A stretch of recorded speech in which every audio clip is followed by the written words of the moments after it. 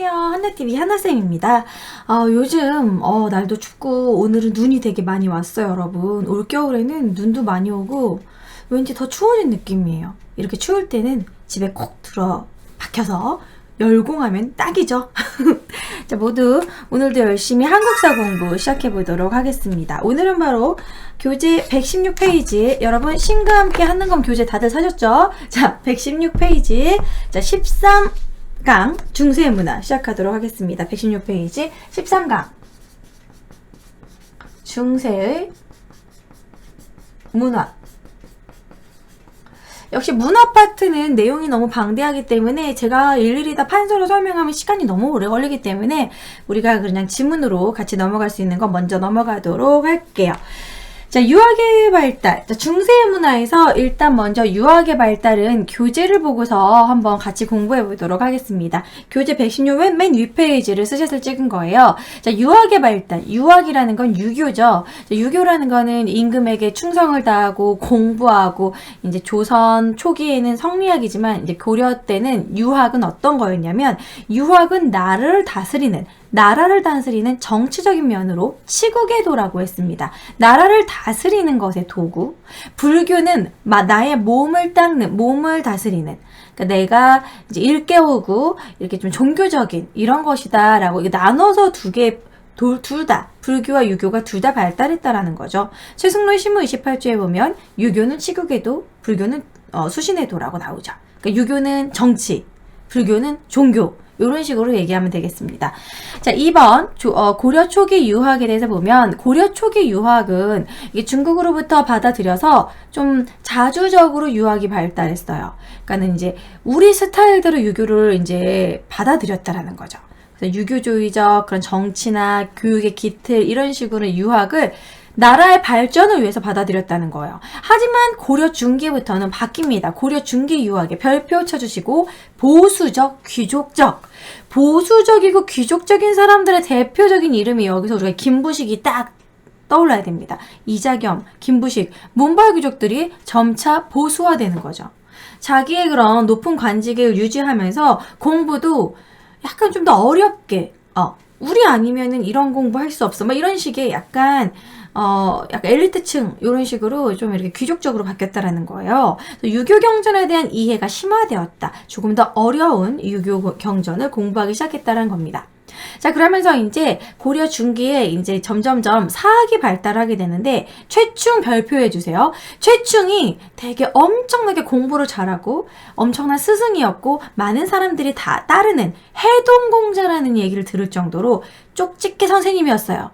너무 공부를 잘 가르치는 거야. 그래서 최충이 지방에다가 자기 학원을 차린 거야. 그러니까 마치 이제 쪽집게 가회 선생님처럼.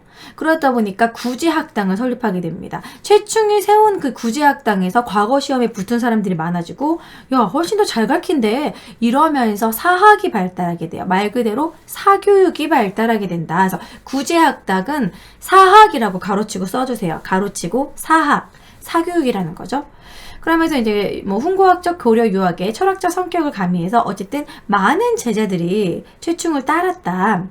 자, 그리고 이제 이래서 이 최충을 따르는 그런 학생들을 다른 말로 문헌공도라고도 했습니다. 그 문헌공도라는 지문은 116쪽 옆 페이지에 쓰여 있어요. 최충이 세운 구제학당에 다니는 학생들을 그의 시호를 따서 부르던 이름이다. 자, 그리고 이제 밑에 김부식 동그라미 해주시고, 보수적이고 현실적 성격의 유학을 대표한다. 그래서 김부식은 나중에 정말 이런 합리적인 유교 사관을 통해서 삼국사기를 집필하게 되는 것이죠. 그래서 고려 중기의 유학은 최충 기억해 주시고, 사학이 발달했다. 유학과 함께 교육기관도 같이 공부하시면 좋겠죠. 자, 이어서 바로 밑에 거는 역시나 교육기관입니다. 자, 유학이 발달하면 이 유교 경전을 공부하는 바로 교육기관이 세트로 발전하겠죠. 자, 태조 같은 경우에는 최고 교육기관으로 국학 동그라미. 하지만 이 국학은 금세 명칭이 국자감으로 바뀝니다. 외울 때 감자국 이렇게 외우면 좋겠죠. 국자감. 자, 그 밑에 줄에 국자감으로 정비, 국자감 동그라미, 성종 때 국자감으로 정비합니다. 성종이 국자감도 만들고 이렇게 국가 기틀을 만들 수 있었던 건 바로 최승로의 시무 28조 덕분이죠. 성종 때 국자감으로 정비.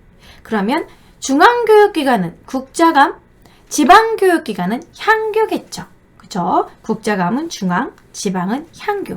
향교 동그라미, 지방에 설치.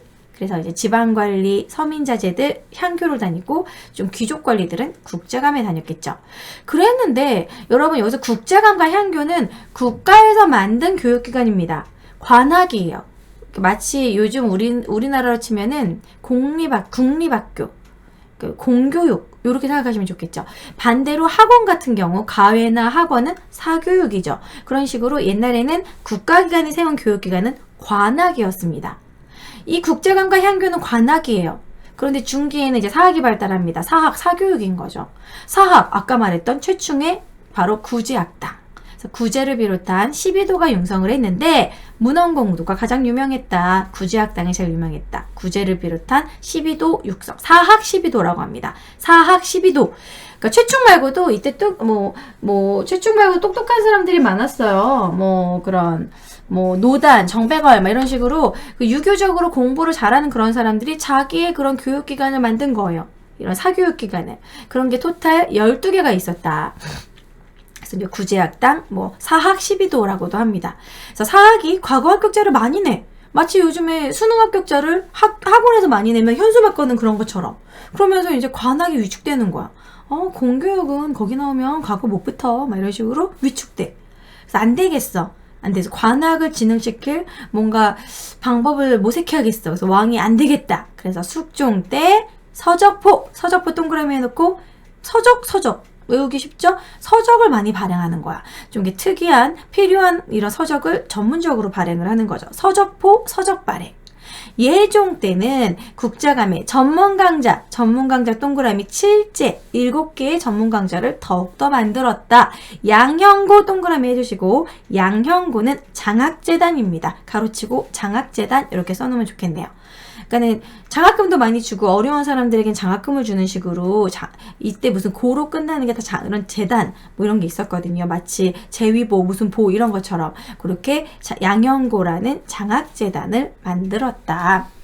그래서 교육기관은 이렇게 아시면 될 것 같습니다. 초기에는 관학 중심이었다가 국자감과 향교였다가 중기에는 사학이 발달해서 이런 최충의 구제학당 그리고 사학 12도 이런 식으로 발달하니까 사학이 발달하니까 관학진흥책, 서적포와 양형고 그리고 전문 강좌 7제 이렇게 기억하시면 좋을 것 같아요. 이 부분은 필기를 하지 않고 설명으로 넘어갔습니다. 자, 그럼 본격적으로 정말 어려운 역사서의 편찬은 좀 필기를 해보도록 할게요. 116페이지 중간 역사서의 편찬. 이제 고려 때는 본격적으로 역사서를 많이 만들기 시작합니다. 조선시대에는 조선왕조실록, 동국여지승람, 그리고 만처 승정원 일기 많은 역사서가 있는데 고려 때 역사서는 전기의 아주 초반 거는 남아있지 않고 삼국사기부터 남아있습니다. 삼국사기가 현존하는 우리나라 최고로 오래된 역사서인 거죠. 그래서 역사서의 흐름을 쫙 필기를 할 거예요. 여러분들이 파악하기 쉽게. 그래서 고려의 역사서.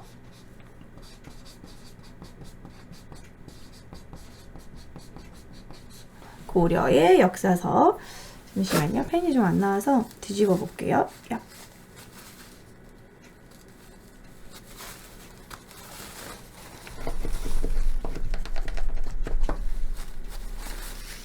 자, 고려의 역사서.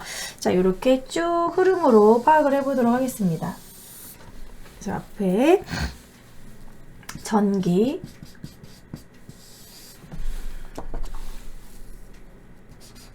중기, 이제 후기. 그래서 고려 역사적인 그런 의식, 역사의식은 어떤 식으로 바뀌었는지 이런 식으로도 출제가 많이 돼요. 자, 일단 첫 번째, 고려의 역사서가 발달할 수 있었던 배경은 고려의 유교가 발달해서 그런 겁니다. 유학이 발달하다 보니까 그런 유학의 발달과 함께 역사서의 편찬도 필요했다라는 거죠. 약간 유교적인 그런 사고관으로 뭔가 이제 그런 역사가 중요하고 그런 기록 같은 걸 더 하게 됐다는 거지. 전기는 초반에는 자주적이라고 했잖아. 유학도 자주적으로 발달합니다. 그러다 보니까 역사도 자주적인 역사관으로 쓰게 돼요. 그래서 초기에는 고구려 계승의식이 높았어요. 고구려에 잠시만요.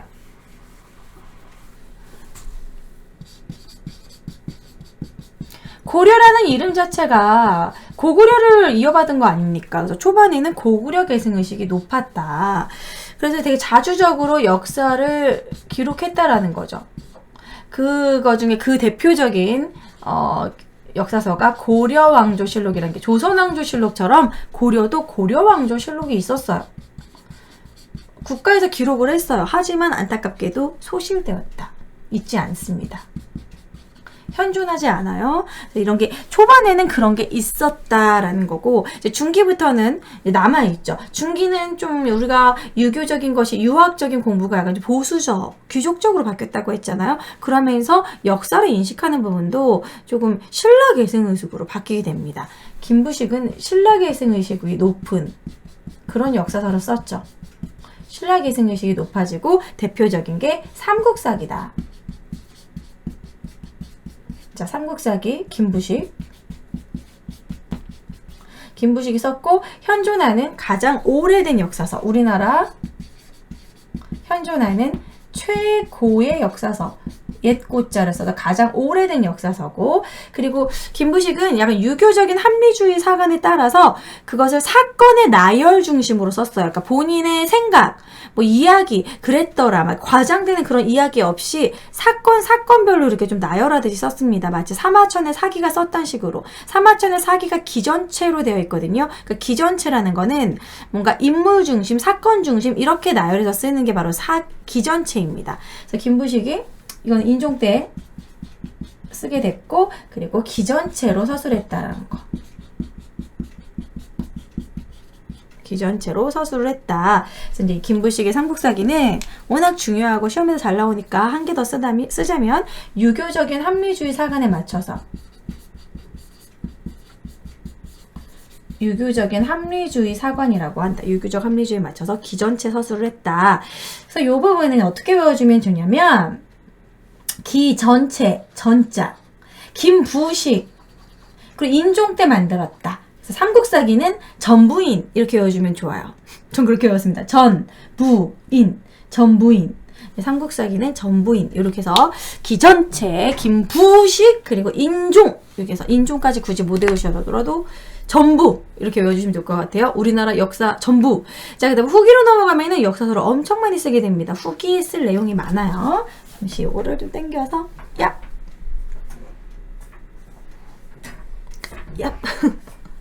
좀 자세히 보이시도록 후기를 이렇게 보도록 하죠. 자, 후기. 자, 후기에만 왜 역사서를 후기에 많이 쓰게 되냐면 그 배경을 여러분들한테 말씀을 드려야 돼요. 후기에는 이제 무신집권기가 있습니다. 바로 무신정변. 무신정변이 일어나가지고 무신들이 정권을 잡았고, 그리고 이때 또 몽고의 거란의 침입도 있었지만 몽고의 침입이 있었어요. 그래서 몽골 간섭기예요, 후기에. 그래서 몽고의 침입이 있었고 몽골 간섭기고, 우리가 남의 침략을 받다 보니까 어떻게 되겠어요? 뭔가 그래도 우리의 우수성. 원래 사람들이 이제 정신승리한다고 주변에 침략을 많이 받고, 막 우리가 막 원 간섭을 받고, 왕 이름 앞에 충자 붙이고 이러니까 얼마나 굴욕적이야. 그러니까 과거의 영광. 우리가 삼국시대 때 그래도 고구려는 이렇게 광대하게 막 고구려의 막 광개토대왕은 어땠고, 뭐 고구려의 동명성왕이 어땠고, 막 그런 과거의 찬란한 역사를 막 더욱더 확대시키는 거죠. 그런 식의 역사를 다시 쓰게 되고, 그러면서 이때는 조금 더 자주적이면서 민족적인 역사를 쓰게 됩니다. 약간 좀 국수주의적이라고도 할 수 있는, 요즘에는 그렇게 너무 민족적인 사관으로 설명하면 국뽕에 취했다고 막 하는데요. 약간 그런 느낌이 날 정도의 약간 민족적인 그러한 사관으로 좋은 쪽으로 쓰게 됩니다. 그래서 이때는 특징이 민족적인 자주의식이 높아졌다.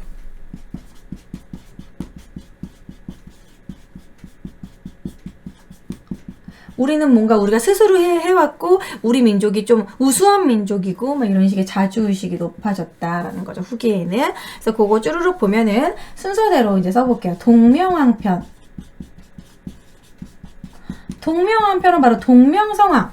고구려의 시조에 대한 이야기를 쓰는 거죠. 고구려의 그런, 우리, 고려가 고구려를 계승한 것이고, 고구려는 어떻게 세워졌고, 고구려의 주몽은 어땠고, 이런 식의 고구려 중심의 그런 약간 설화, 동명왕의 설화를 조금 더 신화적으로 쓴 겁니다. 이규보가 쓴 것이고요.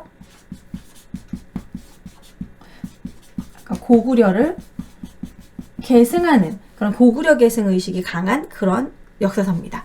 이규보. 자, 그 다음에 해동고승전. 승전, 해동고승. 동명왕표는 동명왕에 대한 이야기고요. 해동고승, 해동. 우리가 해동공자, 해동성국 이런 말 많이 쓰잖아요. 동쪽 바다에 오래된 승려들의 이야기입니다. 고승전, 승려들의 이야기예요. 각훈이 지었고요. 승려 30여 명의 그런 위인기입니다. 승려의 전기다. 승려의 전기를 쓴 역사서다라고 할 수 있는 거죠. 그 다음에 이제 드디어 중요한 삼국유사 나오죠.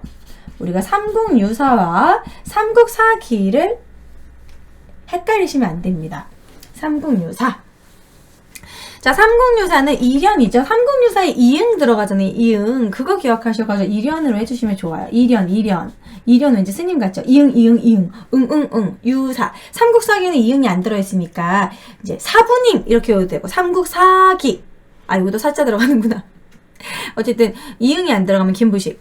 자, 그래서 삼국유사 이련이고 삼국유사가 너무 중요한 이유는 단군 신화를 기록했다라는 거. 단군 신화를 기록한 최초의 역사서가 삼국유사라는 거예요. 그러니까 삼국유사는 단군 신화만 하더라도 어때요, 여러분? 뭔가 좀 유교적 합리주의적으로 해가지고 정말 마늘을 먹었을까? 쑥을 먹었을까? 그런 느낌이 아니죠. 뭔가 좀 설화 같은 이야기처럼 동화처럼 썼잖아요. 그래서 삼국유사는 그렇게 이야기를 풀듯이 썼습니다. 이야기를 풀듯이 설화에 맞춰서 설화적으로 이야기를 풀듯이 쓰는 걸 뭐라고 하냐면 기사본말체라고 그래요.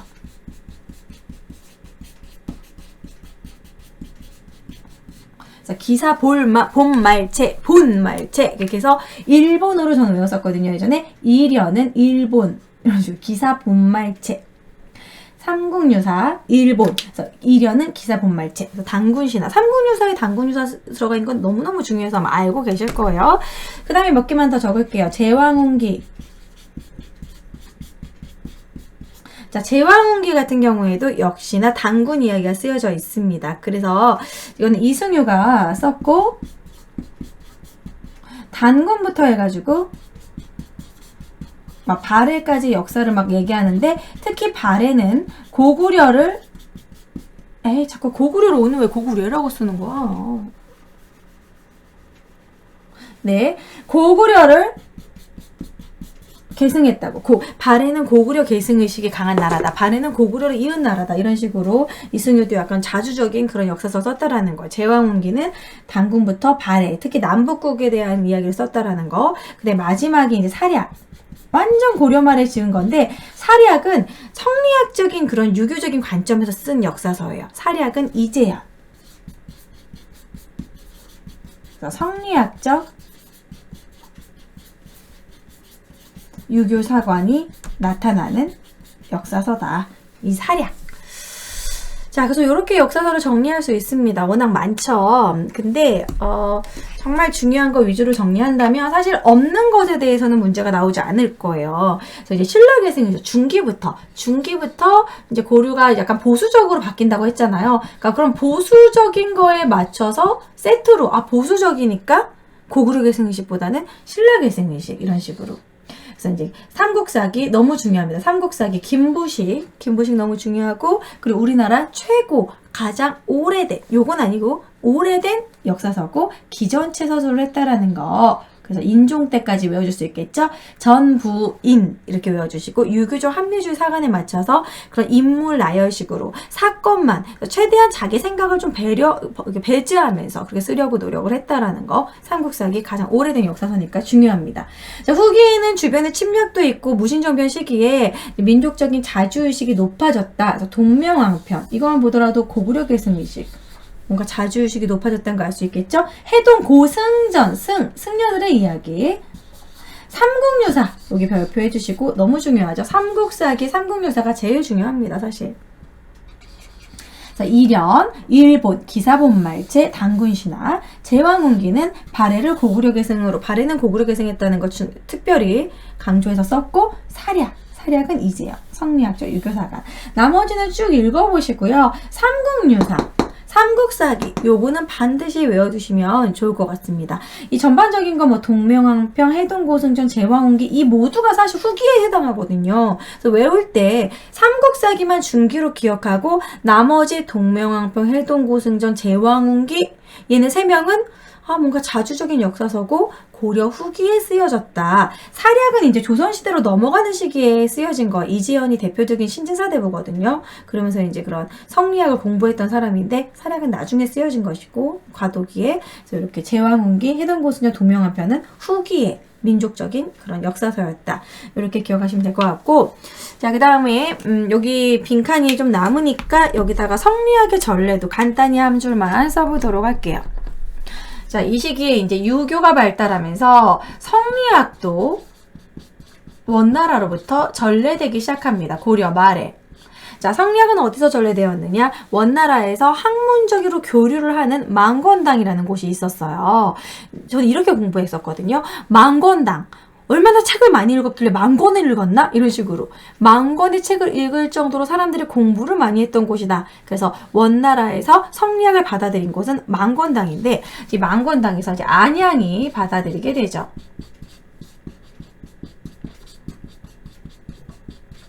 그래서 안양이 이제 성리학을 받아들이게 됩니다. 자, 그리고 나서 이제 안양이 받아들이고, 아까 나왔던 그 이재현이 있죠. 어떻게 보면 성리학의 초기 그런 스승이라고 할 수 있는 이제 안양 다음에 이재현. 이재현이 이제 안양한테 배운 다음에 다음 스승이 되면서 제자들을 이렇게 양성을 하는 거예요. 이재현이 이걸 이색에게 전례를 합니다. 그래서 이색의 제자들이 쭉 나오는데, 우리가 다 들어봤던 제자들이에요. 정몽주, 뭐 정도전, 그리고 뭐 길제 이런 사람들이 이제 쭉 이어서 가는 거죠.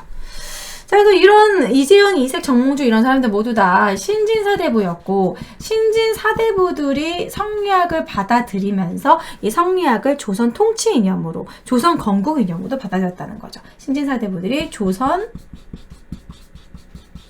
건국 이념으로 조선을 세우는 하나의 명분으로 성리학을 받아들이기 시작했다. 하지만 정몽주, 정도전이 있을 때 정몽주는 고려를 멸망시키는 걸 원하지 않았죠. 그래서 정몽주는 이제 현실을 받아들이지 않고 꿈속에 사는 사람이다 해서 몽 이렇게 기억을 하고, 정도전은 이름 자체가 도전적이잖아요. 도전! 고려에 도전하겠어! 뭐 이런 식으로 기억하시면 어떨까? 자, 여기서 성리학 전례, 안양, 이재현, 이색, 정몽주, 정도전, 길제 이런 식으로 학풍을 이어갔다. 이렇게 정리하시면 될 것 같습니다. 자, 여기가 이제 116페이지, 117페이지 앞부분까지의 내용이에요. 자, 그리고 불교에 관한 것도 이어서 필기를 해야 될 것 같아요. 여기는 또 워낙 중요하니까 바로 의천, 진울, 천태종, 막 조계종 이런 내용인데 너무너무 시험에 잘 나와요. 이것도 필기를 해드리도록 할게요. 자, 이어서 고려의 불교 통합운동에 대해서 설명해 보도록 할게요. 고려의 불교 통합운동. 자, 고려의 불교 통합운동이라 하면 고려는 어떤 종교가 있었냐면 바로 교종과 선종이 있었어요, 여러분. 교종과 선종. 자, 교종과 선종을 어떻게 좀 통합하려는 그런 노력이 있었다라는 거죠. 워낙 통일신라 때부터 불교가 계속 발달하다 보니까 너무나 많은 종파가 있는 거예요. 지금 뭐 예를 들어 지금도 우리나라 기독교에는 뭐 천주교는 하나지만 기독교도 감리교, 장로교, 뭐 침례교 되게 많거든요. 그런 식의 종파가 많았다라는 거. 고려의 이제 불교가 워낙 발달하다 보니까. 그래서 이제 초기에는 어떤 식의 통합운동이 있었고, 중기에는 어떤 식의 통합운동이 있었고, 후기에는 어떤 통합운동이 있는지 이제 정리를 할 건데, 교재에는 초기는 쓰여져 있지 않아요. 초기는 그냥 참고로 알아두시면 될 것 같습니다. 반드시 암기할 필요는 없어요. 자, 초기에는 고려 광종에 교단 통합 노력이 있었습니다. 교단 통합. 워낙 이런 불교의 종류가 너무나 다양하고 정신이 없으니까 교단 통합 운동이 있었어요. 그래서 이제 교종 같은 경우에는 교종의 대표적인 화엄종으로, 그러니까 교종 자체에도 너무나 수많은 종교가 있으니까 정신이 없다. 교종은 화엄종 중심으로 통합하려고 했고, 선종 같은 경우에는 법안종 중심으로 이렇게 통합을 하려고 했었어요. 교종은 화엄종, 선종은 법안종. 자, 그런 식으로 하면서 이때까지만 해도 교종과 선종이 누구 하나가 이렇게 더 커지지 않고 같이 병립하고 있었다는 거예요. 같이 존재했다. 막 대립했다는 건 아니고 그냥 같이 존재했다라는 거야. 그래서 둘이 파워가 비슷했다라고 생각하시면 돼요. 근데 중기로 넘어가면서 중기에 누가 침입했냐면 거란의 침입이 생깁니다. 거란이 쳐들어오면서부터 이때부터 우리나라가 바로 대장경을 만들게 돼요. 바로 그 팔만대장경 같은 대장경. 이 대장경이 발달할 때는 교종이 발달하게 됩니다. 대장경을 이제 축조? 대장경을 조판? 왜냐면 이런 팔만대장경, 이런 초조대장경, 대장경이라는 거는 불교 경전을 해석하고 그걸 새겨놓는 거예요. 책을 만드는 거예요.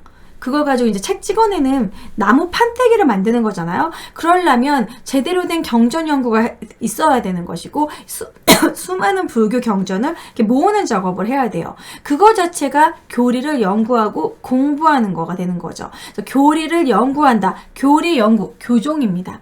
선종은 선, 참선 그렇게 외워주시면 돼요. 그래서 대장경을 조판하다 보면은 교종이 발달할 수밖에 없는 분위기예요. 이때는 교종 중심으로 통합을 하려고 노력을 합니다. 교종 중심으로 바로 의천의 교단 통합운동.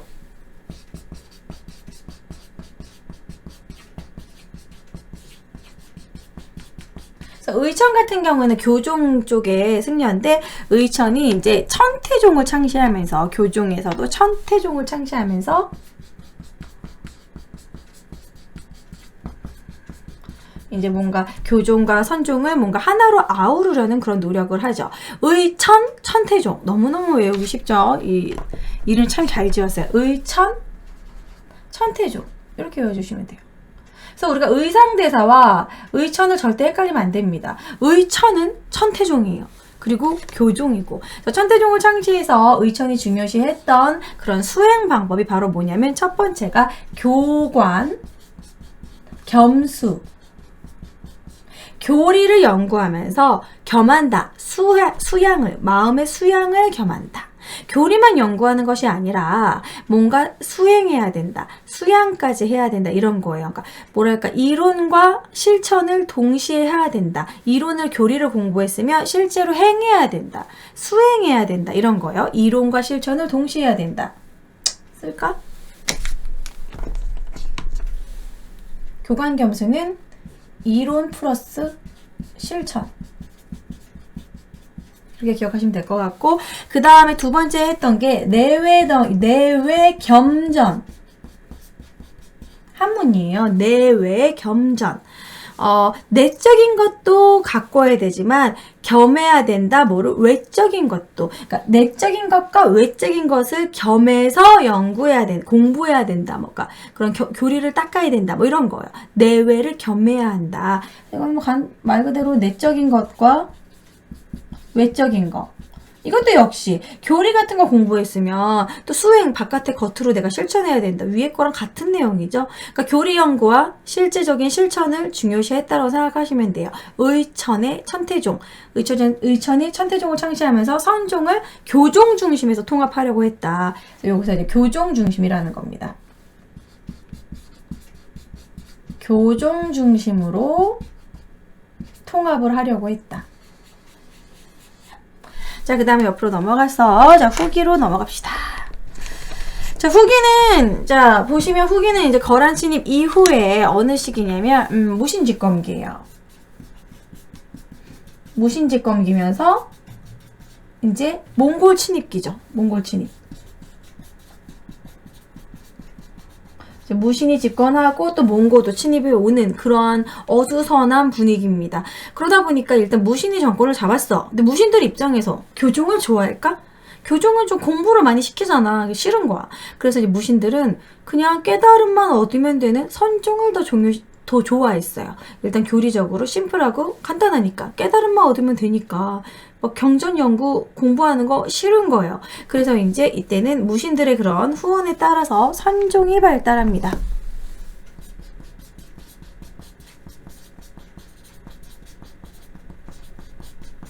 무신들의 후원으로 선종이 발달한다. 그래서 후기에는 선종 중심의 통합운동이 일어나게 되는 거죠. 자연스럽게. 그래서 선종 중심의 통합운동 바로 진울이 나오는 거죠. 진울은 수선사에서 결사운동을 했다. 그래서 다른 말로 수선사 결사라고도 합니다. 수선사 결사운동. 수선사 결사라고만 쓸게요. 자, 그래서 이거는 바로 조계종의 진울이 하게 되고, 수선사 결자 수조지 지읒 조계종 진울 지읒 이렇게 좀 외워주시면 좋을 것 같아요. 조계종 진울 딱딱 라임이 딱딱 많지 않습니까? 바로 천태종 그리고 조계종 조지 아니면 지읒 이렇게 기억하시면 될 것 같아요. 그래서 사실 절은 뭐 송강사에서 제일 먼저 시작하기도 했거든요. 지송 이렇게 해도 되고, 근데 수선사랑 헷갈리실 것 같아서 이렇게만 쓸게요. 자, 그리고 이제 이 진울이 주장했던 게 이런 것처럼 이제 진울도 한 말이 있습니다. 바로 정예쌍수, 도노점수. 자, 숫자 돌림으로 끝나죠. 정예쌍수는 뭐냐면 쌍으로 수행해야 된다는 건데, 이 정과 해는, 그러니까 선교는 다른 것이 아니다. 선교는 일치하는 것이다. 선종과 교종은 다르지 않다라는 거예요. 뭐 선종과 교종은 쌍으로 공부해야 된다. 비슷한 종류다. 이렇게 생각하는 거고, 도노점수는 깨달음을 얻었으면 바로 수행해야 된다. 뭐 이런 의미예요. 자, 일단 요거는 어떻게 외워주시면 되냐면 아주 재밌게 외울 수 있습니다. 정예가 쌍수를 했어. 그래가지고 쌍수를 하면 돈이 많이 들잖아요. 눈에 현질한 거잖아요. 그래서 돈으로 점수를 땄다. 점수 땄다. 쌍수에서 점수 땄다. 이렇게 외워주시면 될 것 같아요. 그래서 정예가 쌍수에서 돈으로 점수를 땄다. 이렇게 외우면 어떨까? 수수. 요거는 그냥 교내로. 교관겸수, 내외겸정, 교내. 그렇게 해서 이제 수선사 결사는 요 정도 정리하면 되고요. 사실 쉬운 문제가 나오면 진울하고 의천을 물어보는 문제만 나오겠지만, 조금 더 어렵게 나오면 이제 백년사 결사 운동도 나올 수 있습니다.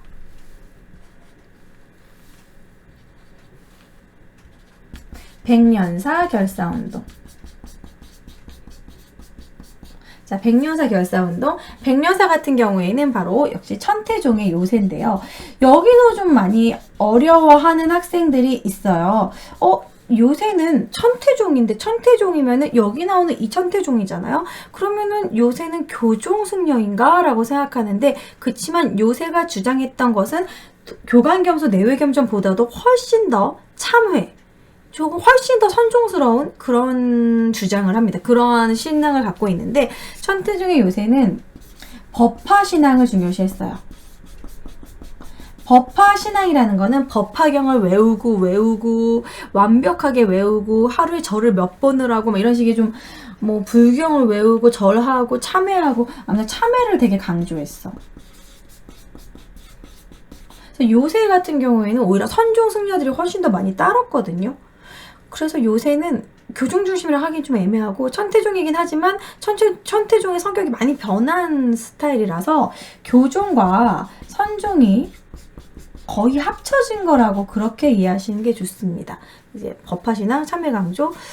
그리고 이제 하나 더 쓴다면 막판에 혜심이란 승려가 유불일치설도 주장을 해요.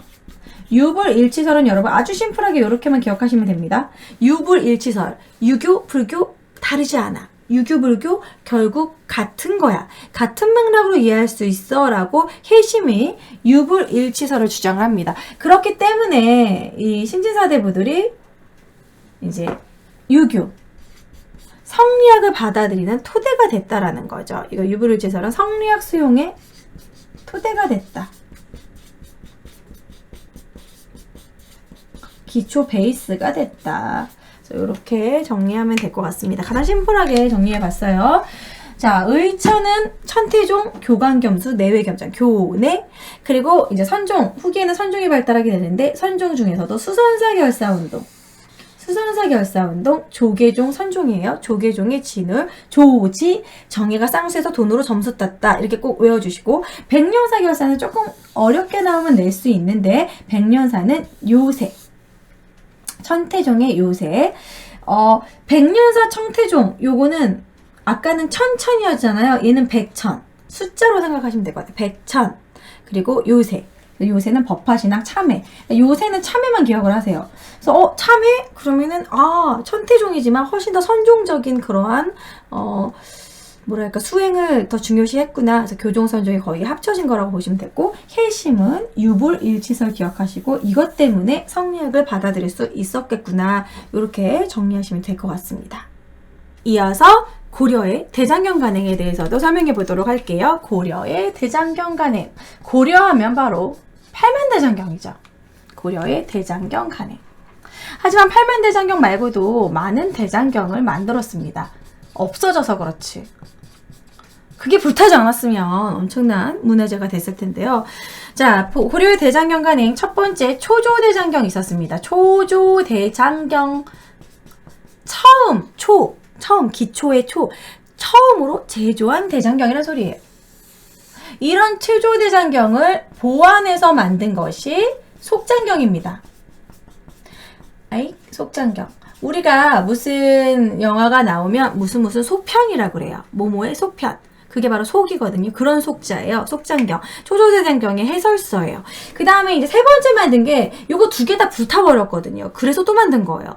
몽고가 또 쳐들어왔을 때. 그래서 몽고의 침입을 격퇴하기 위해서 만든 것이 다시 만들었다. 재방송의 제자입니다. 재방송. 제조대장경. 바로 제조대장경이 우리가 알고 있는 팔만대장경인 거예요. 요게 그나마 남아있어서 엄청난 문화재가 된 거죠. 유네스코 문화재 2007년에 됐죠. 그래서 요거 이제 심플하게 정리해 보도록 할게요. 자, 일단 먼저 초조대장경 같은 경우에는 거란을 퇴치하는 게 목적이었습니다. 거란이 쳐들어왔을 때, 누군가 쳐들어왔을 때 이런 대장경을 만들어가지고 이렇게 퇴치한다. 막 불심으로 대동단결해가지고 우리가 퇴치한다. 이런 건 호국불교적이라고 합니다. 호국불교적. 그래서 이거는 거란을 퇴치하기 위해서 대구에 있는 부인사에서 만들었어요. 대구 부인사에서 이제 보관을 하고 있었는데 안타깝게도 불탔죠. 몽고의 2차 침입 때. 그러니까 얘네들이 지네들 때문에 얘네들이 이거 격퇴하려고 만든 거 아니야? 불태버려! 이러면서 다 불태운 거야. 2차 침입 때 소실. 불타버렸다. 자, 그 다음에 속장경으로 넘어갈게요. 속장경 같은 경우에는 이것을 누가 쳐들어와서 그런가 보다 이게 불탄 것도 있었고 초조대장경을 보완하기 위해서 만든 불경 해설서입니다. 초조대장경 해설서. 뭐 주석서라고 써있는 것도 있어요. 해설하는 거. 주석이라는 거는 여기에 주석을 달아서 설명하는 거잖아. 그러니까 해설하는 것이다 라고 생각하면 돼. 우리가 무슨 시험 문제를 있으면은 정답 해설서가 있잖아요. 그런 거랑 비슷한 겁니다. 요거는 역시 흥왕사에서 교장도감을 만들다가 다 만들고 있었는데 역시 이거는 몽고의 3차 침입 때 소실되었다. 불탔다. 그래서 요거는 지금 팔만대장경처럼 그런 나무판으로 된 그 판때기가 남아있지는 않아요. 그냥 찍은 목판본만 속장경 목판본만 몇 개 약간 찢어진 상태로 조금씩 일부가 남아있을 뿐입니다. 그래서 이거는 이렇게 대장경 자체가 남아있지 않다. 제일 중요한 게 바로 팔만대장경 남아있는 거죠. 너무너무너무 중요하죠. 팔만대장경. 시험에도 잘 나오고 팔만대장경의 특징도 좀 우리가 눈여겨서 받으면 좋아요. 제조대장경 이퀄 팔만대장경. 팔만대장경은 역시 몽골을 격퇴하기 위해서 제가 몽골 왔다 갔다 하는데 같은 겁니다.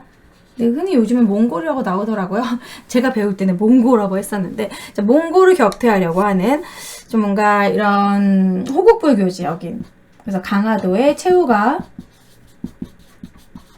뭔가 이런 대장경을 만드는 대장도감을 만들게 돼요. 교장도감, 대장도감 둘 다 그런 대장경을 만들려고 하는 건데 명칭만 좀 바꾼 겁니다. 최후가 만들었고, 그래서 몽골을 격퇴하는 호국불교적인 목적이 있었죠. 근데 하지만 호국불교적인 것도 있지만, 사실 근데 여러분 대장경을 만드는 게 전쟁 때 필요할까요? 전쟁 때는 군사훈련을 하는 게 훨씬 더 필요하겠죠. 이거 만들고 있는 게 무슨 도움이 되겠어. 그러니까 이거는 어찌 보면 그때 당시 무인들이 자신들이 이제 제대로 이제 몽골을 퇴치하지 못한 것에 대한 그런 백성들의 불만을 돌리기 위한 하나의 퍼포먼스였던 거죠.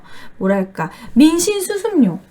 이런 무신 정권의 또 민심을 수습하기 위한 민심. 우리가 이걸 다 만들면 막아낼 수 있을 것이다. 그런 식의 퍼포먼스였지 사실 실질적인 도움은 되지 않았죠. 몽고한테 결국엔 우리가 항복했으니까. 그리고 그래서 결국 지금은 어디에 남아있냐면 해인사 장경판전에 모두 보존되어 있다. 제가 여길 가봤는데 정말 이 장경판전 자체도 엄청나게 과학적인 건축물이에요. 여기 가면 이상하게 시원해. 제가 약간 여름 날씨에 갔었거든요. 근데 되게 시원해. 그리고 해인사 장경판전 가는 그 계단이 겁나 이렇게 계단이 뭐랄까 이런 계단이에요. 가보시면 아실 텐데 되게 높아. 아무튼 일부러 힘들게 만드는 건지 아무튼 가면은 되게 높은 지대에 있으면서 되게 시원합니다. 그래서 나무가 되게 잘 보존되겠구나. 썩지 않고 잘 보존될 것 같은 느낌? 서늘한 그런 기운이 있고 되게 높게 지고 이게 딱 지면으로부터 높게 져서 잘 보존할 수 있게 지었다. 통풍도 되게 잘 돼요. 바람도 되게 잘 불고. 그래서 장경판전에서 모두 보존을 하고 유네스코 문화재가 되었다.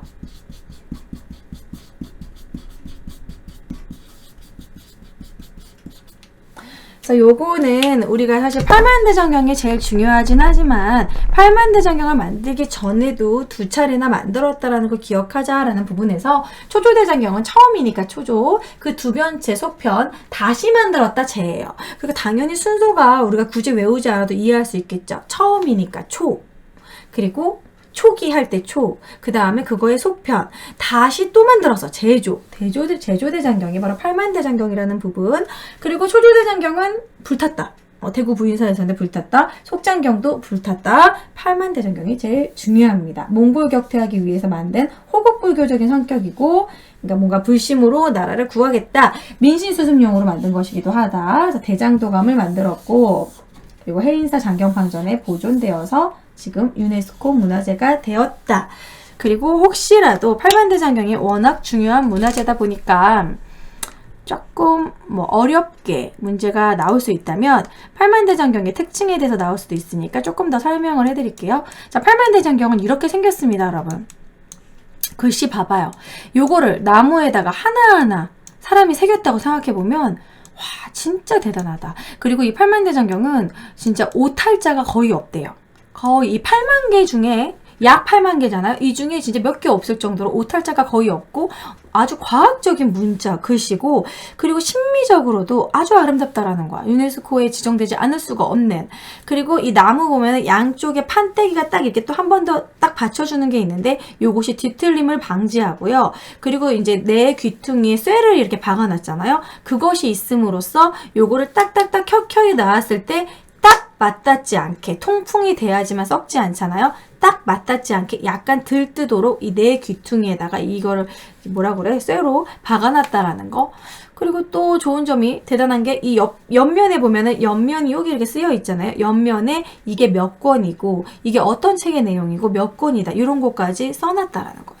왜냐면 이제 이걸 꺼낼 때 다 꺼내야지만 무슨 내용인지 알 수 있잖아. 그러니까 그 앞에다가 마치 책 제목을 옆면에 써놓는 것처럼 그렇게 해서 요거구나 몇 권이구나 딱 꺼내기 쉽게 만들었다라는 거죠.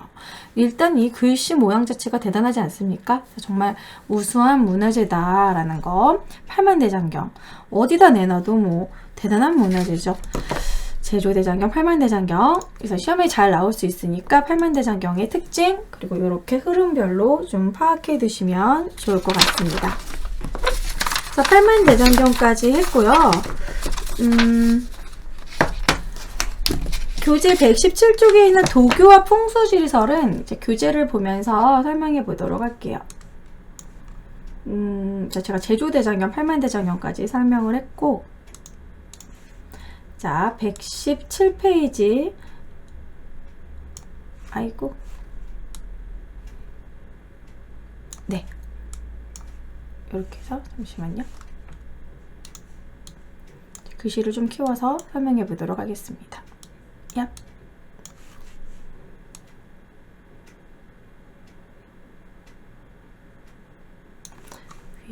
자, 도교와 풍수지리설. 자, 일단 도교라는 거는 뭔가 신선사상, 막 자연친화, 뭐 이런 거. 그 전에 우리가 백제, 금동대학로, 막 산천중시, 이런 거라고 그랬죠. 그래서 이 도교는 이제 특징이 불로장생, 그러니까 현세구보. 그러니까 내가 오래 잘 살고, 신선이 되고, 막 이런 거. 그리고 현세구보. 현세에도 복을 받기 위한 비나이다, 비나이다. 뭐 이런 건데. 자, 도교 행사로 초제, 하늘의 제사를 지내면서 막 비를 내리게 해줘라. 뭐 이런 식으로 초제, 하늘의 제사 지내는 걸 초제라고 했습니다. 초제 동그라미, 뭐 도교 사원 이런 것들 만들었고, 도교와 불교적인 그런 혼합적인 행사가 바로 팔관입니다. 불교, 도교, 민간 신앙적인 요소.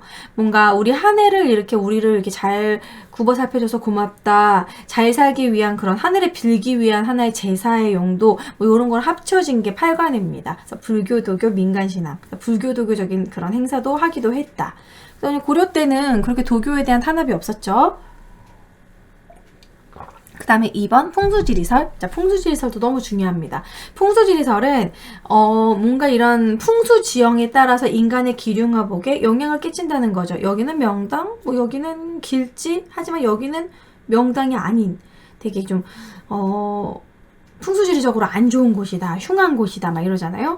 자, 그래서 서경 길지설의 근거가 되기도 했다. 그래가지고 묘청이나 정기상이 서경천도 운동을 할 때 이 풍수지리설을 기본 베이스로 삼고 서경이 명당이다, 이렇게 주장을 한 거죠.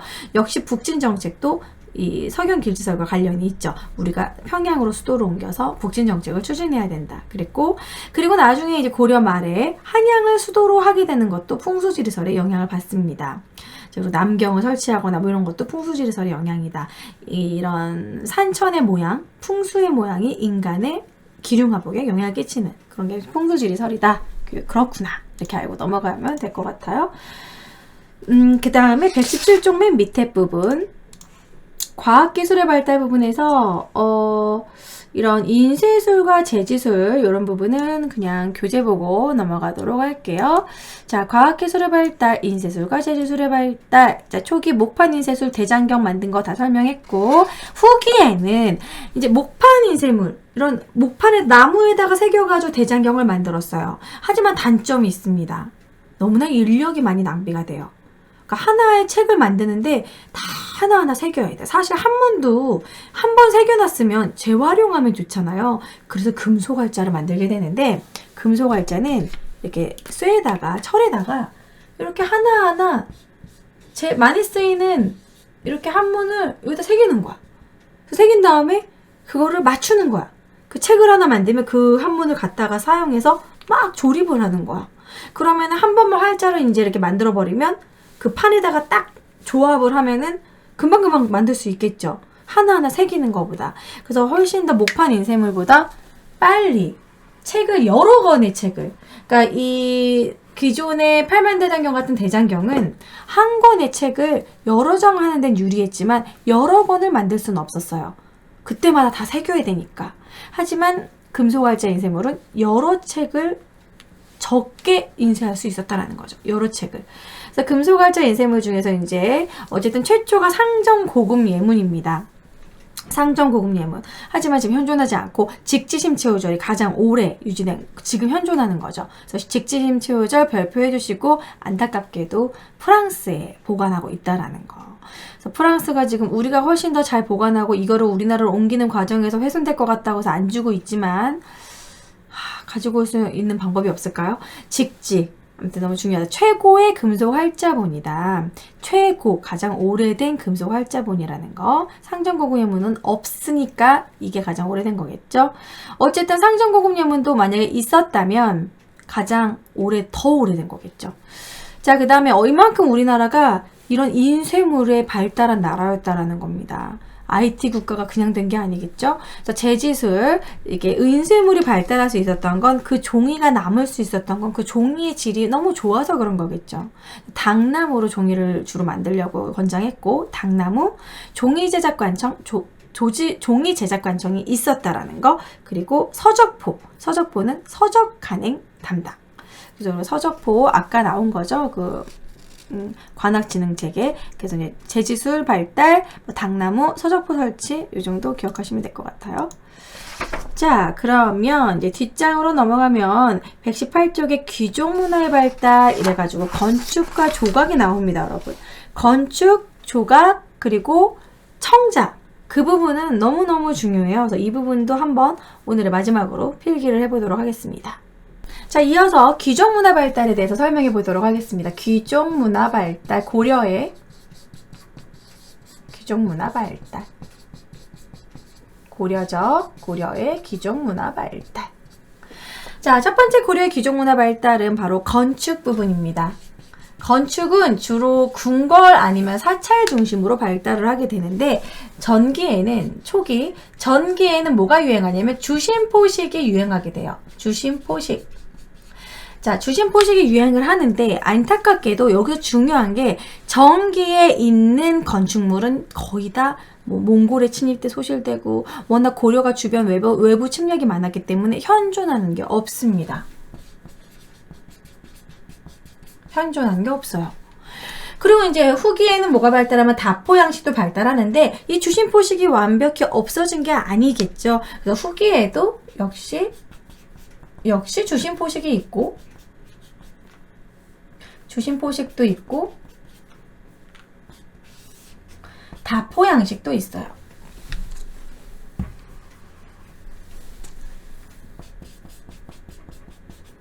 그래서 우리는 앞에 게 불탔기 때문에 안타깝게도 후기에 있는 주심포식 양식으로 이것이 고려의 주심포식 양식이구나 라고 그걸 통해서 알 수 있는 것이죠. 그래서 후기에 있는 주심포식 양식 중에 주심포식은 항상 배을림 양식과 같이 합니다. 왜냐면 이렇게 있으면요, 주심포식은 기둥에만 공포를 짜요. 기둥에만 이렇게 공포 장식을 합니다. 그래서 기둥을 좀 더 최소화한달까? 그러다 보니까 기둥이 몇 개 없으니까 이 기둥이 좀 부실해 보일 수가 있잖아요. 그래서 이 기둥을 빵빵하게, 빵빵, 무다리처럼 빵빵, 배가 빵빵, 요렇게 기둥을 만들어요. 그러면 이것을 멀리서 봤을 때 기둥이 빵빵하니까 멀리서 보면 그게 일자처럼 보이거든요. 인간의 이런 시야적인 착시 때문에 만약에 기둥이 일자잖아요? 그럼 멀리서 보면은 요렇게 느껴져요, 살짝. 오목하게. 그치만 배을림 기둥으로 애초에 이렇게 빵빵하게 만들어버리면 뒤에서 봤을 때 되게 안정적으로 보인다는 거예요. 이것은 뭐 이제 다른 외국에서는 엔터시스 양식 뭐 이렇게 얘기를 하는데, 배을림 양식. 그래서 배을림 양식으로 되어 있는 대표적인 건물 3가지를 적어볼게요. 주심포식이면서 배을림인 거.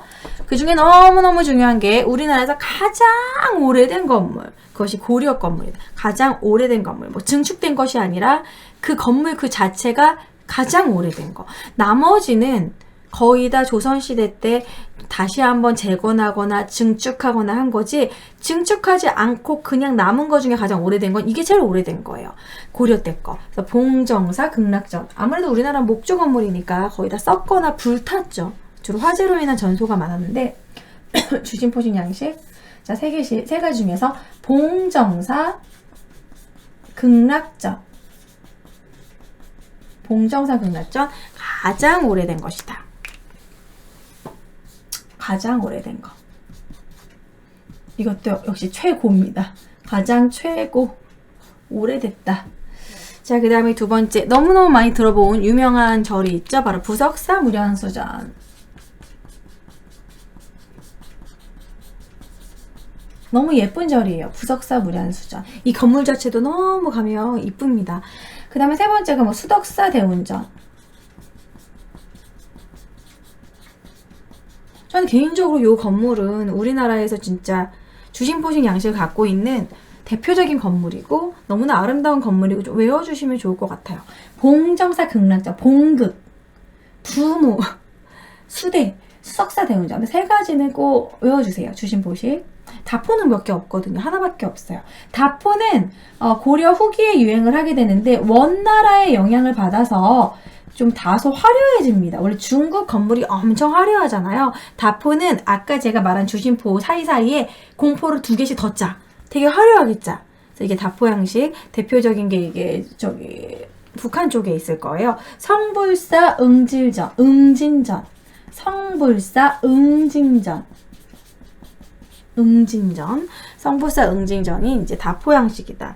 요거를 보여드리고 가도록 합시다. 일단 먼저 부석사, 봉정사 극락전 이렇게 생겼어요.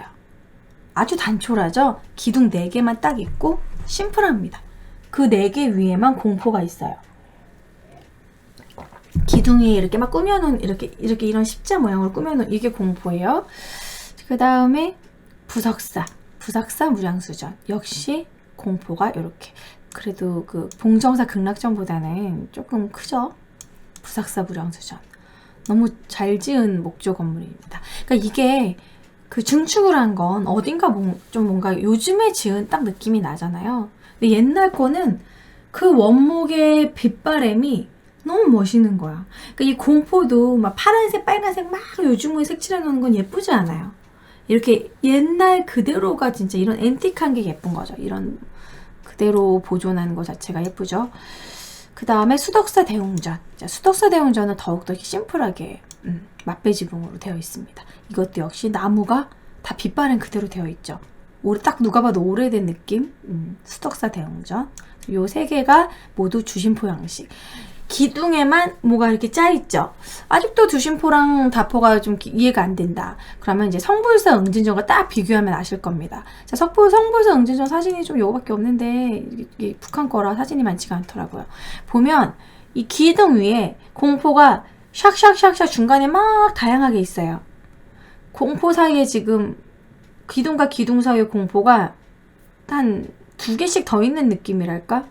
되게 화려합니다. 이게 바로 성불사 응징전이에요. 그래서 이렇게 모양이 틀리다라는 거. 기둥에만 공포가 모양이 있으면 이제 주심포 다 있어. 다 있다. 너무 다양하게 있다. 다 있다. 다포. 그래서 이 주심포 양식은 이제 조선 초기까지도 좀 보이다가 조선 중기부터는 이제 조선 중기 후기에는 다포 양식이 많이 나타나죠. 우리나라 그 숭례문. 자, 그래서 주심포 양식과 다포 양식을 보여드렸고요. 이것을 문화재를 보여주면서 이게 이름이 뭐냐 이렇게 물어보진 않을 겁니다. 하지만 딱 봤을 때 이 주심포 양식이네? 뭐 그런 식으로 해서 문제 푸실 수 있겠죠? 기둥. 그래서 이게 배울림 양식 이런 식으로 주심포식 다포 양식. 초기에는 주심포식만 있다가 후기에 다포가 추가가 된 겁니다. 후기에도 주심포식 양식이 있긴 있어요. 그렇지만 이제 건축이 주심포식 양식 건축은 남아있지 않다라는 거. 이 부분도 많이 헷갈려 하더라고요. 자, 그리고 탑으로 넘어갈게요. 탑, 석탑. 여기까지 내려왔으니까 석탑은 여기다 2줄로 쓰겠습니다. 칸을 좀 활용을 해볼게요. 석탑 같은 경우에는 역시 전기에는 송나라의 영향을 받아요. 송나라의 영향을 받아서 송나라에 이때 탑이 뭐가 유행을 했냐면 이게 원래 우리나라 탑은 이런 식의 탑이었어요. 이렇게. 이게 이제 통일신라 거를 이어받은 불일사 5층 석탑이거든요.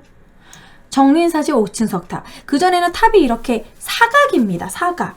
사각이었는데 이제 송나라의 영향을 받아서 다각이 돼요. 뭐 팔각 막 이런 식으로 각을 여러 개도 다각 다층탑. 그리고 층을 되게 높여. 중국은 일단 화려한 거 좋아한다고 했잖아요. 다각 다층탑. 그래서 송나라의 영향으로 나온 탑 이름이 뭐냐면 바로 월정사 팔각 국춘 석탑입니다. 월정사를 하셨네. 월정사 외우셔야 돼요, 여러분. 월정사 팔각 9층 석탑. 팔각으로 되어 있고 층수가 무려 9층이 됩니다. 이게 5층 넘어가게 되면 약간 균형감이 떨어지거든요. 그래서 고려의 석탑은 되게 미학적으로 통일신라만큼 예쁘다, 균형미 있다, 뭐 그런 느낌은 없어요. 그냥 층수가 오지게 많구나. 막 이런 느낌? 이겁니다. 월정사 팔각 9층 석탑. 9층이고요. 팔각이에요. 팔각이니까 되게 좀 화려한 느낌은 있지만 좀 약간 중국스러운 느낌? 누가 봐도 그쵸? 중국 탑 같다 이런 느낌이 들어요. 좀 개인적으로 별로 이쁘지 않다는 느낌이 듭니다. 너무 많이 쌓았어. 어쨌든 이걸 문제가 나왔을 때 9층을 어떻게 뭐 내가 헷갈려 세고 싶다. 9층을 세고 싶다. 그럼 9층은 옥계석으로 세시면 됩니다. 위에 탑신 이렇게 기단이 이렇게 있고 옥계석 뾰록뾰록 그걸로. 그래서 그거 세면은 9개예요. 그렇게 세셔서 해도 되고 딱 봤을 때 팔각이구나 뭐 이런 느낌이 나면 월정사 팔각 9층 석탑. 요게 전기에 유행한 탑입니다. 자, 그 다음에 이제 후기에 유행한 탑은 후기에는 역시 원나라의 영향을 받았겠죠. 우리가 이제 원나라의 몽고풍도 있었고, 자, 원영향은 뭐냐면 좀 다층탑을 이렇게 좀 뭐랄까 다층탑인 게 다층탑인데 원래는 탑은 3층, 5층, 7층, 9층 이렇게 홀수로 졌습니다. 그런데 원나라 영향으로 처음으로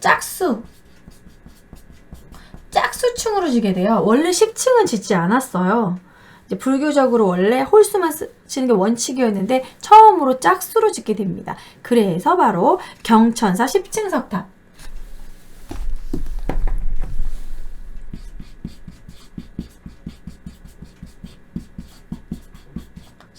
석탑. 심지어 9층도 높은데 심지어 또 10층을 짓게 되죠. 10층. 자, 경천사 10층 석탑이 여기 있다. 예, 경천사 10층 석탑. 보시면은 좀 월정사랑 다르죠, 느낌이. 그 월정사는 팔각이 차라락 이렇게 지었고 경천사는 훨씬 더 높다 보니까 위에까지 계속 높게 지면은 균형감이 떨어지니까 위에는 좀 다소 낮게 졌어요. 그쵸? 10층 하나, 둘, 셋, 넷, 다, 일곱, 여덟, 아홉, 열 이렇게 이 층수마다 이렇게 좀 밑에는 넓게 위에는 좁게 이렇게 지었어요. 근데 요게 경천사 10층 석탑인데 요거랑 비슷한 게 조선시대에 원각사 10층 석탑이 있어요. 그래서 원각사 10층 석탑은 저기 탑골공원인가 그쪽에 있는데 그거로 이어받았다. 뭐 그렇게 해서 같이 문제가 나올 수도 있습니다. 원각사 10층 석탑을 잠시만요. 제가 있는지 한번 찾아볼게요. 원각사 10층 석탑. 아, 여기 있네요.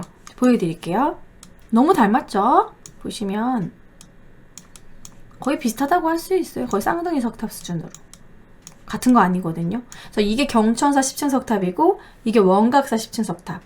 그래서 이제 원각사지 10층 석탑 조선시대로 이어갔다. 그래서 이렇게 같이 좀 문제가 나올 수도 있다라는 거. 그리고 첫 번째 지금 보여드린 거 요게 바로 월정사. 월정사 9층 석탑이라는 거. 딱 봐도 좀 층수가 적다라는 거 느껴지죠? 탑 문제 나올 수 있으니까 제가 자꾸 그림 보여드리는 겁니다. 여러분 교재 보시고 그림 공부로 해서 그림으로 외우세요. 2개밖에 없잖아, 여러분. 통일신라 외울 때보다 완전 껌이지, 고려 때는. 그래서 고려 때는 석탑, 전기의 송영향으로 다각다층, 월정사 빨간구축, 후기에는 원나라 영향으로 경천사 10층 석탑. 이렇게 기억하시면 좋을 것 같아요. 사실 이거 말고도 이제 통일신라의 그러한 스타일을 이어받은 이런 탑들도 있습니다. 무량사 5층도 있고요. 불일사 5층 석탑도 있고. 하지만 너무 못 만들었다.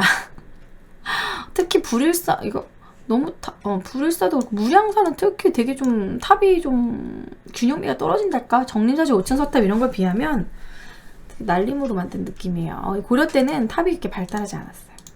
그냥 승탑 같은 걸 많이 만들었지. 통일신라만큼의 그런 게 없어. 불상도 겁나 못 만들었어요. 그래서 석탑이 그래서 별거 없으니까 문제 안 나올 거예요. 여기서 나옵니다. 자, 그 다음에 이제 승탑. 자, 통일신라 때부터 이제 선종의 유형으로 승탑을 만들게 됩니다. 승려도 깨달으면 부처다. 이래가지고 승려들의 그런 사리를 모신 탑, 승탑. 다른 말로 부도도 이제 만들게 되는데 같은 거예요. 부도. 자, 승탑은 사실 외우자면 종류가 되게 많습니다. 하지만 그걸 다 외울 수는 없겠죠. 대표적인 유명한 승탑, 고달사지 승탑 정도. 고달사지 승탑. 그래서 요거는 그 전에 있었던 기존 팔각 원당형이라고 그래가지고 기존에 만들었던 스타일입니다. 하지만 이제 고려 때는 되게 다양한 특수형도 많이 만들어요. 특수형 승탑 또 존재한다. 그래서 그거는 제가 모양만 보고 가시라고 조금 보여드릴게요. 자, 승탑은 일단 고달사지 원래 풀네임은 고달사지 원종대사 승탑입니다. 근데 고달사지만 기억해 두세요.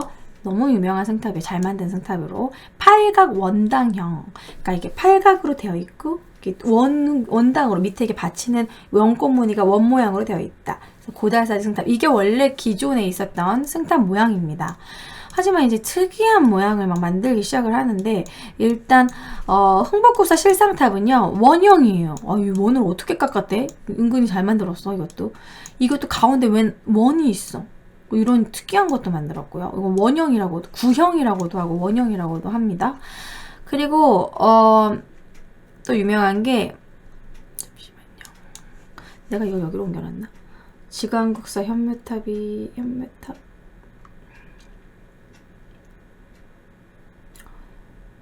너무 지금 자료가 많아가지고 못 찾겠네. 실상탑, 고달사지, 또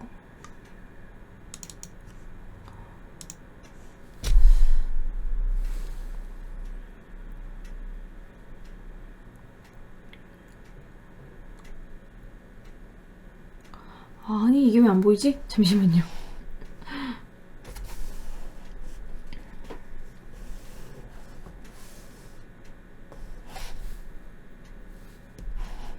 지광국사 현묘탑이 어디 간 거야? 제가 찾아서 보여드릴게요. 이거 반드시 보여줘야겠어.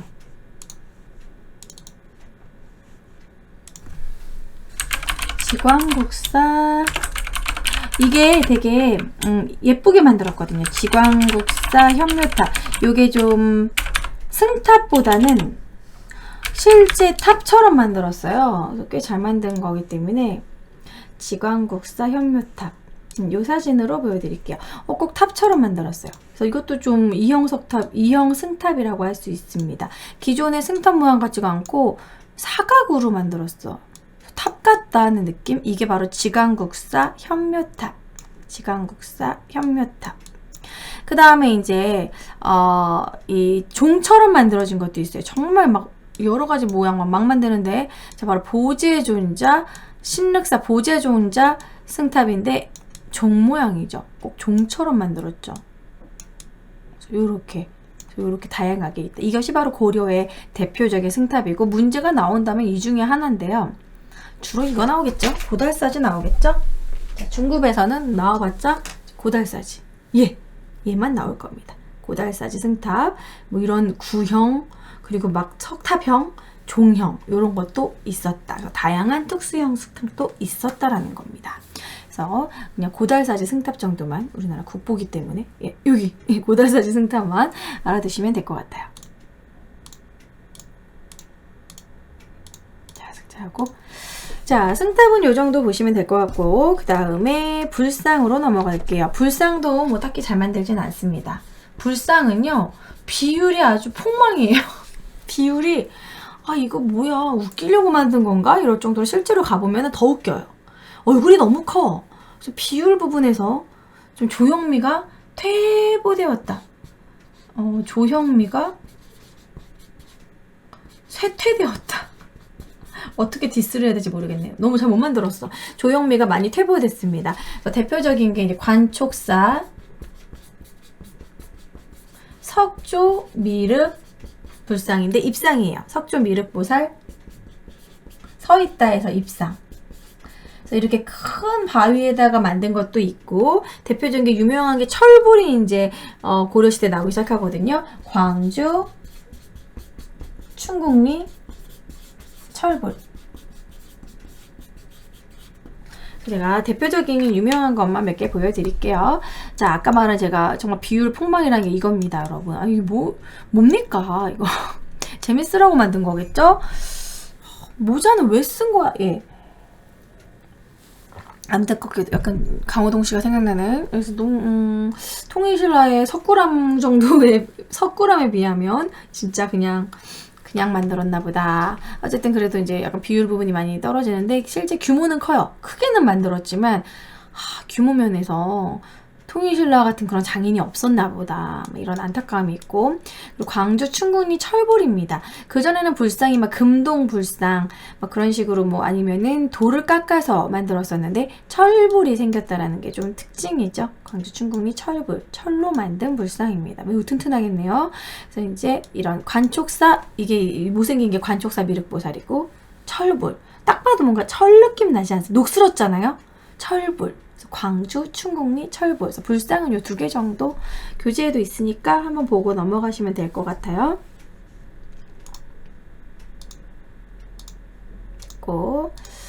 자, 불상. 그 다음에 마지막입니다. 이제 자기, 도자기.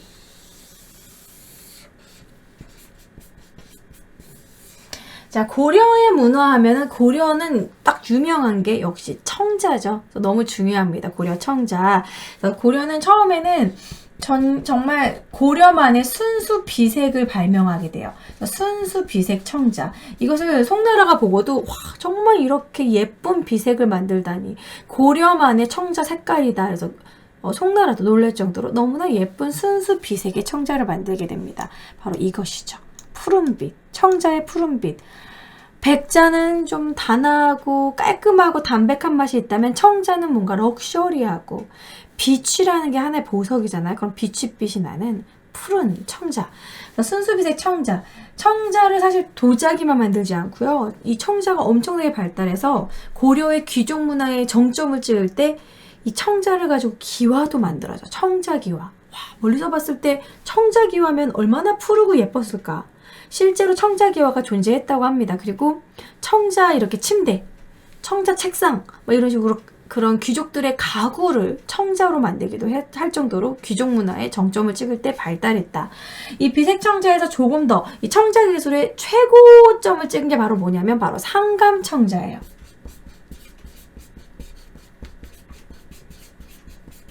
상감 청자는 이렇게 생겼는데 보셨을 거예요. 상감 청자. 이 상감청자를 좀 확대해서 볼까요? 보시면 여기 새가 날아가고 있잖아요. 동그랗게 원을 그렸죠. 요거 그냥 이렇게 막 사인펜으로 근 거 아니고 여기에 새 모양을 깎은 다음에 거기다가 백토를 넣은 거예요. 청자에다가 깎아서 백토를 넣어서 새 모양을 만들고 그 원형은 거기다가 검은색 흙을 넣어가지고 원형을 만든 거예요. 이게 상감법이에요. 이렇게 새겨가지고 다른 흙을 넣어서 색깔을 넣는 거, 상감법. 그래서 엄청나게 어려운 작업으로 만든 겁니다. 하나하나 그 흙을 채워놓은 거니까 대단한 거죠, 상감법. 엄청난 문화재다. 그냥 청자도 아니고 상감청자는 와, 이건 기술력이. 자, 그 다음에 이제 세 번째는 원나라 때문에 원나라의 영향을 받으면서 누리끼리해짐입니다. 이제 원나라의 영향을 받아서 우리가 청자가 엄청나게 쇠퇴하게 되죠. 바로 분청사기. 분청사기를 어떻게 보면 되냐면 청자가 분탕질 당했다. 완전히 망했다. 이렇게 기억하시면 어떨까? 분청사기. 분청사기는 청자 같지 않아요. 분청사기는 아주 까끌까끌한 스타일로 바뀝니다. 요렇게. 망함. 그러니까 좀 담백한 맛, 약간 소박한 맛은 있지만 예쁘지 않죠. 예, 막 만들었어요. 그래서 분청사기는 이제 조선시대까지도 이어가서 무슨 이렇게 서민들의 그런 그릇, 일반 그릇 이런 걸로 사용했습니다. 술병 막 이렇게. 원래 도자기라는 거는 실제 술병으로 쓰는 것이 아니라 집에다가 관상용으로 이렇게 놔두고 와 아름답다 이렇게 보는 용이거든요. 와 저 곡선을 보게 여인의 라인 같군 뭐 이런 식으로 정말 풍만한 그런 표현. 그런데 이제 분청사기는 실용적인 거, 실제 술 넣어도 될 것 같은 그런 느낌? 그렇게 바뀝니다. 이런 순서, 제가 지금 보여드린 순서로 처음에는 순수 비색청자, 상감청자, 그리고 분청사기로 이렇게 발달을 한다는 거. 그래서 이게 세기가 외우기도 쉽습니다. 몇 세기 몇 세기 몇 세기냐면 11, 12, 13이에요. 그래서 11세기, 12세기, 13세기 이런 식으로 11, 12, 13세기 이렇게 딱딱딱 끊어서 발달한다는 거. 비색청자, 상감청자, 분청사기. 원나라의 영향으로 청자가 쇠퇴하고 분청사기를 만들게 됐다. 이렇게 정리하면 될 것 같아요. 이 문화사 부분이 워낙 어렵고 특히 고려 문화사가 어렵습니다. 그렇지만 여러분들이 지금 제가 최대한 심플하게 정리를 했기 때문에 주심포식 양식 요거를 학생들이 이 건물이 전기 건물이라고 생각하는 경우가 있는데 전기 건물 다 불탔어요. 없어요. 이게 후기 건물이지만 어쨌든 남아있는 여기서 우리가 주심포식을 알 수 있다. 그래가지고 이제 남아있는 건 요거밖에 없으니까. 그래서 심지어 봉정사 근학전이 가장 오래된 거니까 요 3개 외워주시고 다포양식, 성불사, 응징전 요 정도 외워두시면 고급에서도 다 푸실 수 있을 거예요. 석탑은 전기 송나라 영향으로 월정사 팔각부축, 그리고 후기 원영향으로 경천사 10층 짝수, 승탑은 고달사제 승탑, 그리고 다양한 승탑이 있다. 불상은 관촉사 석좀 미륵보살, 광주 충근이 철불 정도 외워주시고 조영미 퇴보 별로 잘 못 만들었다. 자기는 중요해요. 순수 비색청자, 상감청자, 분청사기로 발달했다. 이렇게 봐주시면 될 것 같습니다. 자, 그럼 교재를 보면 교재에 또 많은 문화재 그림이 있어요. 자, 교재를 한번 살펴보도록 할게요. 잠시만요. 자, 교재를 보면 자, 제가 공포 뭐 이런 것도 교재에 잘 나와 있네요. 봉정사 극락전, 수덕사 대웅전, 뭐 공포라는 게 아까 제가 말했던 요렇게 기둥 위에 이렇게 십자 모양으로 짜 있는 게 공포입니다. 원래 우리나라 목조 건물 그 유명한 건 아무런 그런 못질 없이도 만드는 게 우리나라 목조 건물의 특징이거든요. 이렇게 껴 맞추는 그런 거죠. 자, 그리고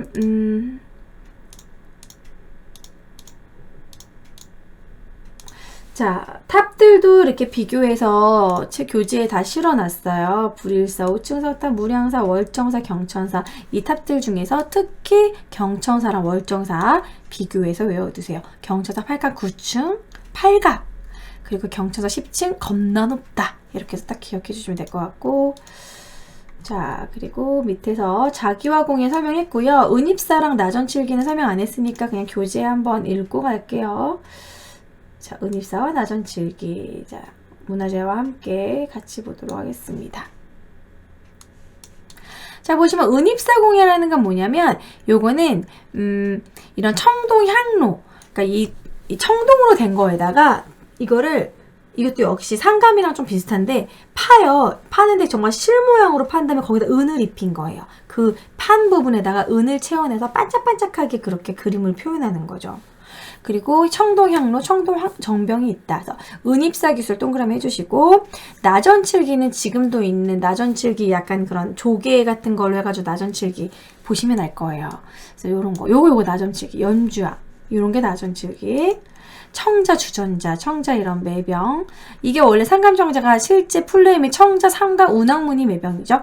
청도사, 은입사, 표구수름은 정병 보시면 요거 구체적으로 가까이 보면은 지금은 까맣게 보이지만 그게 원래 은입사거든요. 은입사로 이렇게 보시면 될 것 같아요. 이 청동제, 은입사, 표구수름문. 이것도 너무 예쁘게 잘 만든 병입니다.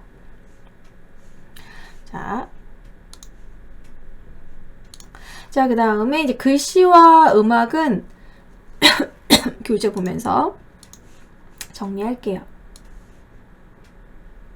자, 여기는 이제 여러분들 줄치면서 그야말로 정리하는 부분입니다. 먼저 이제 서예는 글씨 쓰는 거잖아요. 초기에 구양순체 유행하다가 후기에 송설체, 요것만 기억하면 돼요. 구송. 전기에 구양순체, 후기에 송설체. 그냥 글씨체 이름이에요. 그 다음에 이제 전기는 전문화원의 그림과 문인화가 유행을 하고 일영의 애성강도가 유명하다. 그리고 후기에는 사군자 중심의 문인화가 유행을 했다. 뭐 이런 거. 예송강도 정도도 굳이 안 봐도 될 것 같고요. 천산대렵도 정도만 좀 보면 됩니다. 공민왕이 만든 천산대렵도 별표 교재에 있어요. 천산대렵도. 이렇게 생겼는데 공민왕의 그림을 참 잘 그렸다고 하죠. 이렇게 막 고구려의 그런 기상 뛰어가면서 이렇게 사냥하는 그런 그림. 천산대렵도 영화 쌍화점에 나오는 그림이죠. 그래서 천산대렵도 공민왕 원대 화풍의 영향을 받았다. 자, 그 다음에 이제 불화 해어의 관음보살도 일본에 있다라는 거. 관음보살도 없네요. 일본에 있다. 그 다음에 이제 음악만 따로 따서 볼게요. 너무 글씨가 많아졌다. 뿅.